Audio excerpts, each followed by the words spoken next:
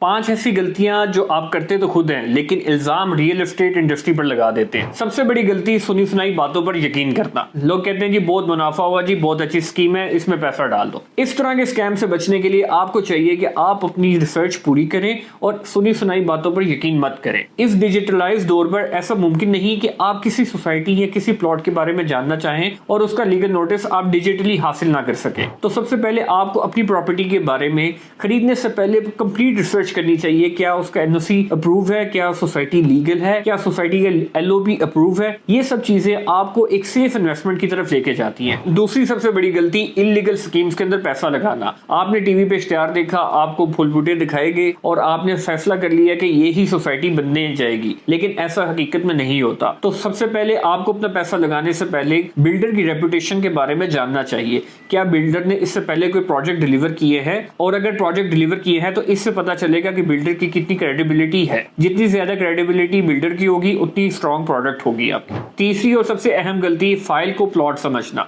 काफी लोगों को यही नहीं पता कि फाइल प्लॉट नहीं होता। फाइल बेसिकली एक पेपर कमिटमेंट है कि आपको प्लॉट इन फ्यूचर में दिया जाएगा, लेकिन कब मिलेगा, कहां मिलेगा और किन शर्तों पर मिलेगा, इन सब के बारे में नॉलेज रखना आपकी जिम्मेदारी है। इन्वेस्टर और एंड यूजर फाइल और प्लॉट का फर्क नहीं समझते और इसी वजह से एंड में फंस जाते हैं। चौथी सबसे बड़ी गलती लालच है। लोगों को रियल एस्टेट में लगता है कि उनका पैसा बहुत ही जल्द डबल हो जाएगा, हालांकि ऐसा नहीं है। रियल एस्टेट के अंदर इन्वेस्टमेंट सिर्फ पेशेंस का नाम है। अगर तो आपको लगता है कि आपकी पेमेंट 6 महीने में डबल हो जाएगी तो या तो आप बहुत लकी हैं या आपके साथ स्कैम होने वाला है। रियल एस्टेट में सिर्फ और सिर्फ सब्र का फल ही मीठा है। पांचवी सबसे बड़ी गलती गलत एजेंट का चुनना है। जैसे आप बिल्डर की क्रेडिबिलिटी चेक कर सकते हैं, वैसे आप अपने एजेंट की क्रेडिबिलिटी भी चेक कर सकते हैं। इसका सबसे आसान हल अपने एजेंट की रेपुटेशन मार्केट में चेक करें। आपका एजेंट आपका गाइड होता है। अगर उसने आपकी इन्वेस्टमेंट किसी अच्छे प्रोजेक्ट में करवा दी तो आपका पैसा एक सेफ हैंड्स में है, और अगर आपके एजेंट ने आपको मिसगाइड किया और आपकी इन्वेस्टमेंट एक ऐसे प्रोजेक्ट में करवा दी जहां पे स्टेटस ही इलीगल है तो आपका पैसा नुकसान भी उठा सकता है। और लास्ट में हर इन्वेस्टर को अपना एक गोल सेट करना चाहिए कि आखिर वो चाहता क्या है। क्या वो एक रेंटल इनकम चाहता है या एक एसेट बनाना चाहता है। Totally blind investment